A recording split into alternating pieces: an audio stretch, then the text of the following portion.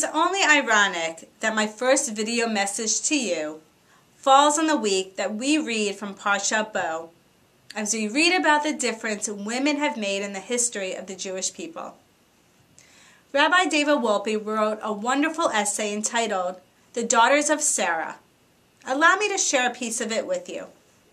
Rabbi Wolpe writes, "Who carried the Jewish tradition from generation to generation? Whose unwritten wisdom sustains it?" Our unthinking first response might be the rabbis. A more comprehensive, more thoughtful answer would be the women. The indefinable aspects of tradition, the feel of it, the smells of a home, the part that cannot be captured in words, that remain unwritten but indelible, were for generations the province of Jewish women. Their wisdom ultimately molded the character of Jewish life. We find this in stories and reminiscences. We also find it in the Midrash, in the remarkable character of Sarah bat Asher. Raised in the house of Jacob, she lived through the slavery in Egypt. Her phenomenal lifespan is the tradition's tribute to the durability of women's insight. For it was she who first identified Moses as the true Redeemer. It was she who told Moses where to find Joseph's coffin as the Jews left Egypt. So my message to you is not a plug for Jewish feminism. Rather, it is one of recognition of the women in our history who have made a difference in the world.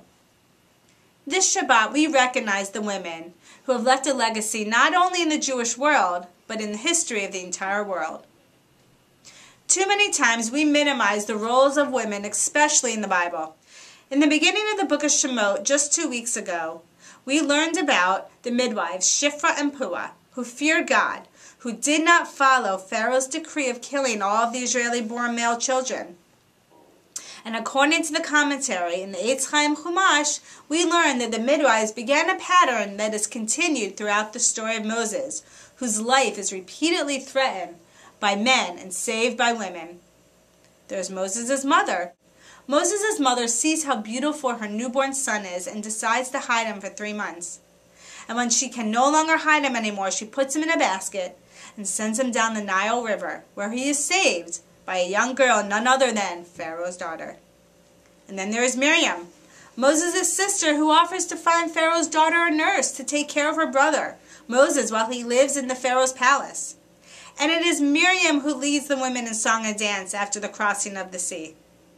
These women stood up for what they believed and have often risked their lives. And they truly have become our heroes. We also must not forget our contemporary women heroes and role models. Just days ago, we recognized Dr. Martin Luther King Jr. and his contributions to our world. Well, in just a couple of weeks, we will recall the anniversary of the death of a remarkable woman who overcame many obstacles as well in her life, Coretta Scott King, also known as the wife of Dr. Martin Luther King Jr. Coretta Scott King spent decades devoted to keeping her husband's push for equality through nonviolence alive. She traveled throughout the nation speaking out on behalf of a number of issues, including racial and economic justice, women's and children's rights, religious freedom, to name a few.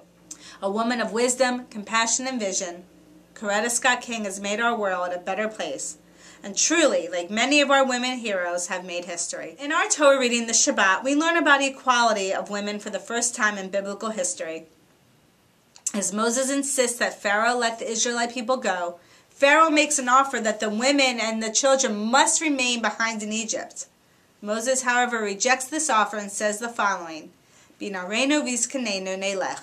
With our young and with our old we will go. According to Rabbi Bradley Artson, we learn from Moses that Judaism does not choose one group of people over another. Old, young, male, female, all of us together make up the community of the people of Israel. All of us are God's people. From the beginning, Moses taught each and every one of us that Judaism is a faith for all Jews, regardless of age or gender. So this Shabbat we honor and we remember the women who have carried our tradition from generation to generation. And our world is a better place because of the presence of these women. Let's strive to be like them and help one another one day reach the promised land. Shabbat Shalom.